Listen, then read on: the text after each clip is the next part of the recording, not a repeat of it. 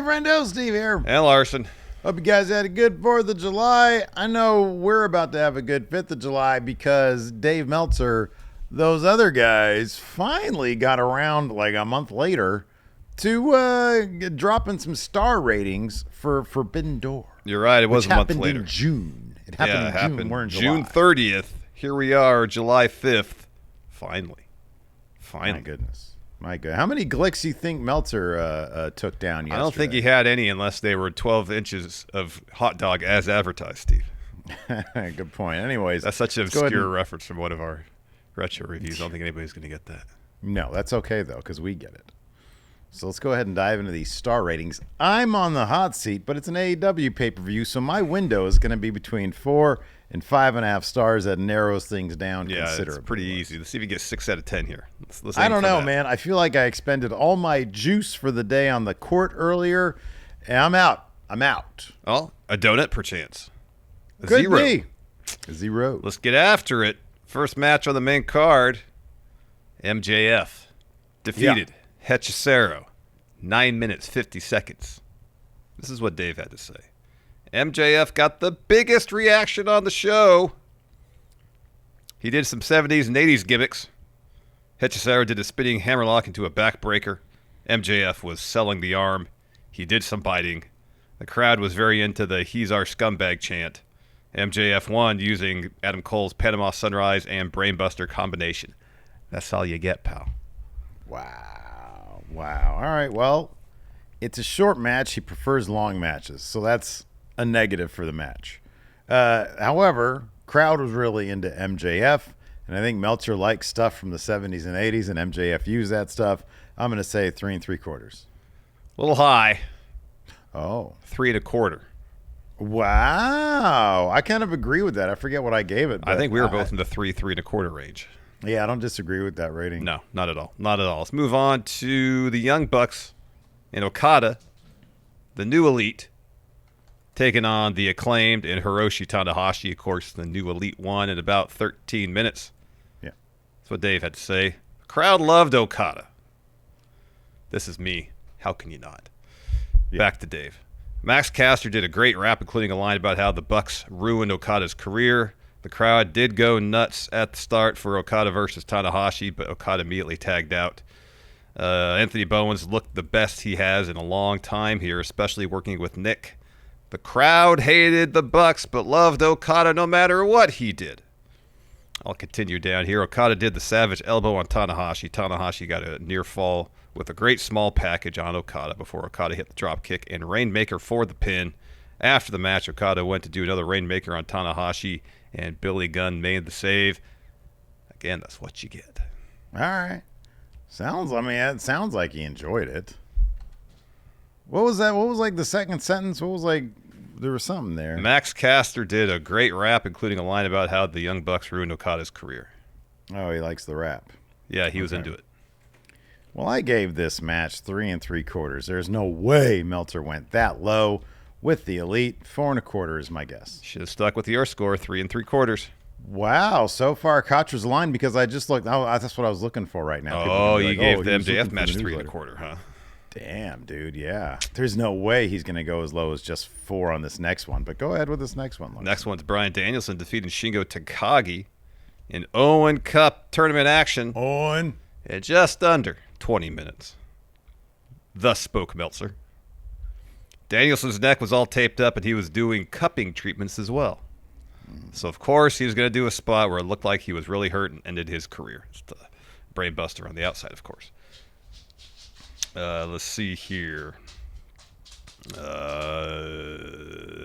Okay, here we go. He did a tope, where the idea was it landed short, but that was the plan. Takagi caught him with the draping DDT off the apron. Dr. Sampson came out, and Danielson was motionless. After a great sell job, Danielson came back. Danielson continued to sell his neck. Description. Danielson did a high kick and Nagata back suplex and got a near fall with a knee plus. The finish saw Danielson get a triangle. Takagi tried to powerbomb out, but Danielson blocked the powerbomb attempt into a Fujiwara armbar, and Takagi submitted. You know, dude, so far Meltzer and I have been aligned with our Katras. I gave this 4. Meltzer gave it 4. He gave it 4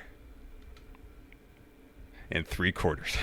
Wow, really? Really high rating for that match. It was a good match. I was gonna be real sad if he gave it 4 1/4 because I was leaning towards giving it 4 1/4 for He my gave it guess. 4 1/4 plus another half star, Steve. Plus another half star. Plus Okay, I don't another feel half. too bad then. Hey, you know what, man? On the road, I got it. Man, wow, Kotra's not aligned. I don't feel too bad about those first two. Boy, he gave 4 3/4. Yeah, that's pretty high, huh? All right, man. I really got to get myself in the observer mindset, Larson. Get your act together, Steve. We're going to talk Tony Storm versus Mina Shirakawa. Tony defended the AEW Women's title, winning in about 11 minutes and 40 seconds, 11:38 to be exact. Dave said this. Story was that Mariah May was going to have to choose between them, and the idea is that May would interfere to help one of them win. That also didn't happen. This was really good, with Shirakawa working on Storm's legs with the figure 4 around the post, where, like Bret Hart, she did the mock Roman chair sit to make it look better. Storm used a German suplex and a running hip attack. Shirakawa did a cradle, 2 back fists, and the glamorous driver for a near fall. Storm ended up winning with the German suplex to Storm 0. Shirakawa and Storm shook hands after the match, so May was happy she didn't have to choose. Fans chanted for them to hug it out. They hugged, and then did a triple kiss on the lips. Well, except Luther. What did Dave give this match? Dave sounds tickled by the match. He said it was really good, but I also feel like he wasn't necessarily huge on the idea that Mariah, like you, Mariah, pointing out that Mariah May didn't really choose, and that was sort of the point of it. So I'm going to say he gave this 3.5 stars. What'd you give this match, Steve? Oh, shit. Fuck. Did you give this 4. 4 stars? Yeah. As did Dave Meltzer. Gave it 4 stars. God damn, dude. The one time, man. Okay. All right. Boy, Here, this is take a damn moment. if I do. Take a deep breath. No, man. No deep breaths. All right, Short fine. breaths. Short panicked breaths. Here we go. Right now. Next, Zack Sabre Jr. Next. beat Orange Cassidy. 16 minutes, 18 seconds. Quote from Dave. They did really old school George Kidd British style early. At first, there wasn't a lot of heat because it's a style not meant for getting heat. Cassidy did a tope and dragon screw. Cassidy used the Zack driver for a near fall. Description. Then let's see here. Sabre got a near fall with the European clutch. Cassidy did a European clutch with his hands in his pocket that everyone bought since Cassidy vowed to win with his hands in his pocket. Then Sabre reversed into a choke. Cassidy used a mousetrap. They traded submissions until Sabre basically did submissions on both arms and legs at the same time. A version of the Clarky Cat for the win. What did Dave give this one? This match I gave it 4.5 stars. This match has Dave Meltzer 4.5 stars written all over it. It's 4.5 stars. Dave gave it 4.5 stars. You're on the board, Steve. All right. That seemed like a lock for some reason. I don't know why, but that felt like a lock. Felt pretty right comfortable about that one. there. See, I thought maybe the bit up here about not having a lot of heat early might think you'd have to push it down a little bit. But understanding that it's not meant. That's something that's not meant to happen. Meant to happen. All right, let's talk this tag match. We got Samoa Joe, Hook, and Katsuyori Shibata defeating the Learning Tree about 14 minutes, a little bit under.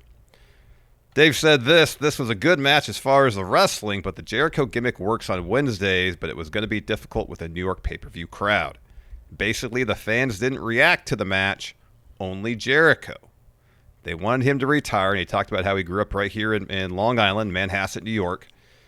So he said he was a hometown hero. I was expecting they would build it around avoiding Joe and Cobb until finally they squared off, but Joe and Cobb were doing stuff with each other early. But to the fans, it was all about, please retire. Then you still got it. The no, you don't chance, and took away from everyone doing good stuff the entire match. Hook even pinned Jericho clean after the Judas effect to win, which made sense for him to lose clean to the New York-based babyface. While it's not always the case with television, it's clear in New York that the crowd won't let a Jericho match be good, even with guys like Joe, who is almost always over, Cobb, who is super impressive, and Hook, who has been a New York favorite. That said, the work of everyone was at the level you'd expect. Look at that. Just all editorializing. Fantastic. Yeah, I know. That is a great write-up. There's a lot going on. I there. know. You have to try to decipher. The crowd didn't let the match be good, but everybody performed at the level you'd expect. So, crowd lowballed it. Performance was good. Meet in the middle, 3.5 stars. So close. 3.25. Wow. Okay. All right. What do you give that one? You give that one 3.25, right? I gave it 3.25. 3.25. You know what, man? It seems mathematically speaking, I'd probably be best just sticking with my star ratings in this one. You would. Absolutely. Yeah. All right. All right, next we got the TNT title ladder match, of course, won by Jack Perry in about 17 minutes. Dave said, "This was just crazy. I wish no ladder was involved because a ladder match makes people take risks they wouldn't in a normal match, and AEW fans have seen so much it doesn't draw, and nobody makes a name for themselves in it, even though everyone in the match should have." A bunch of description here. Says Takeshita did a Blue Thunder bomb that put Phantasmo off the apron and through the two tables. Briscoe did a J Driller on Takeshita on the ladder. Everyone was pretty much destroyed when Perry hit Briscoe with one chair shot after another and climbed up to win. Wasn't they ladder shots? They were ladder shots, not chair shots. Yeah, they were ladder shots. That's all. I think. Yeah. Okay. I mean, that first line, he said it was fantastic or terrific or whatever he said. Crazy. It was crazy. Crazy. Boy, I'm stuck. I'll say this. I'm just gonna go. I'm gonna go with the same thing I gave it because I think that's his write-up is a reflection of this number, 4.5. 4.5 is correct, Steve. Whoo! Ooh, my head was saying go 4.75, but my heart said Kotra's the line. You gotta trust. I mean, it's already been established. You and Meltzer, for the most part, are in alignment on this show. I don't see any reason why you'd want to deviate. I'm not gonna stray. Nor should you. Right. Next, Mercedes Moné defeated Stephanie Vacour to win the New Japan Strong Women's title in just a little under 17 minutes. Dave says they went to near falls right away. You have to give them credit because following the insanity that preceded this was not going to be easy.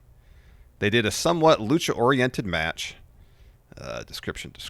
The crowd started cheering Vacour and doing anti-Boston sports team chants. Moné did two backstabbers and came off the top rope, but Vacour got her feet up. Moné won with the Moneymaker and crossface submission after the match.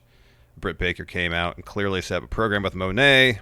Moné left Vacour in the ring, and the crowd gave Stephanie a standing ovation. Dave likes Mercedes. I think he probably likes Stephanie Vacour. Boy, I love this match. And 17 minutes long. Just under 17 minutes. He likes lengthy matches, too. I gave it 4 stars. I think he gave it 4 stars. There you go. See? Whoa, this has got to be the most aligned David and I have been maybe ever. I think so. Let's try the. Oh, I'm really curious to hear what he says about this next one. I was about to suggest I'm just going to do a heat check and throw out a number for you, but no, I want to hear what he has to say. As you should. Tetsuya Naito pinned Jon Moxley to win the IWGP World Heavyweight title in just over 17 minutes. Really could have shaved 7 minutes off this match. Would have been for the benefit. Mm-hmm. Let's see. Naito's Tranquilo act early didn't get over with the crowd, especially this late in the show when they were waiting for the main event. Let me skip ahead a little bit 'cause this is all description. Naito went for a Frankensteiner off the top rope, but Moxley powerbombed him off the top. Not sure if he was selling, but Naito seemed out of it for a second, and it took a while for him to fully recover. There were some issues in spots where they seemed not on the same page, but the match layout and build was good. Moxley hit the Death Rider, and Naito barely kicked out. Moxley got a chair. Red Shoes took the chair away from him. Moxley tried a Death Rider, but Naito blocked it. Hit a Northern Lights bomb and Destino for the pin. Boy, oh boy. All right. So perhaps the most salient passage here. Yeah. The match layout, there were some issues in spots where they seemed not on the same page, but the match layout and build was good. I find it so difficult to believe that he'd go under 3, but I did. I went 2 3/4. Fuck it. It's the way it's been going. 2 3/4. So close. Yeah. He gave it 3. Okay, yeah. I gave this dog turd of a match 3 stars. What the heck? Yeah, I should have known he wasn't going to go under 3 for this. Yeah. This match was not good. No, it was not good. This will be interesting. Finally, the main event. You got 3 of them, right? I'm at 3 right now. All right. Yeah, so let's see if I can get 40%. This is a very long write-up. I'll see if I can. Here, I'll make it easy for you. Sure. 5.5 stars. It's what I gave it. That's what I think. Give me a moment. I'm gonna read through the thing here and see if so I find the star rating organically and naturally. Just give me a moment, okay? Okay, sure.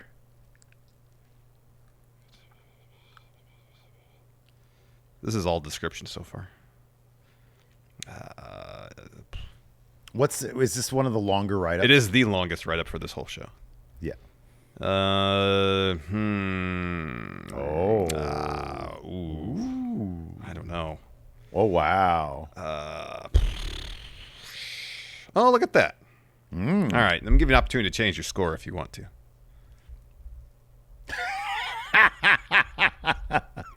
I don't know what that means. All right, just read the thing. Read whatever editorializing there is. There is no editorializing. It's just all moves. Wow. Okay. Why did you then? Well, let's try and make me reading silently entertaining, Steve. All right, man. Look, dude, there's no way he didn't give this a 5. This is a 5.5 star match. Are you sure? Yes. You positive? Yes. You don't want to go higher, maybe? Meltzer loves Ospreay. He likes Swerve a lot, too. He gave it 5 and 3. No, 5.5. I'm not going to go down that route. I got 3. I'm fine with that. He gave it 5 3/4. Give me your final number. I want your final number, Steve. He gave this 6 stars. Now I feel bad because you've deviated off your original score. It's 5.5. Yes. Oh yeah. Okay, so I got it. Yeah, you got it. I wasn't deviating. I was. Wow. Holy shit. Hey, look at me. I got 4 out of 10. Wow, I came through in the end. And if you just stuck with your scores, I think you would have got at least 7. Yeah, I know. Boy, that's crazy. That's crazy. I've never been that aligned before. What does that tell you? Oh, dude. We're on the road. We're on the road to truly replacing those other guys. Seemingly, if you're churn out the same scores as old Dave here. What's the use for him anymore? And on top of that, we're getting him out within 24 hours. Don't have to wait a whole month. Wow. Exactly. And for that one person in the comments who said it's cringe whenever we say, those other guys, you get 0 stars. You're a dud. Wow. Which one is it? 0 stars, dud, or negative stars? I think negative stars is worse than a dud. It is, I believe so. I think he clarified that the other day. Dud's like in some nebulous range between 0 and negative stars, isn't it? It is. Yes, it is. Yeah. I don't know how that works. I don't know either. Give something 0 stars. That should be a dud. It should be, yeah. Yeah. It definitely should be. So yeah, let us know what you guys think about Dave Meltzer and Steve Here's star ratings because they were basically the same one thing. And the same. Yeah. Until next time, we'll see you guys around. Goodbye.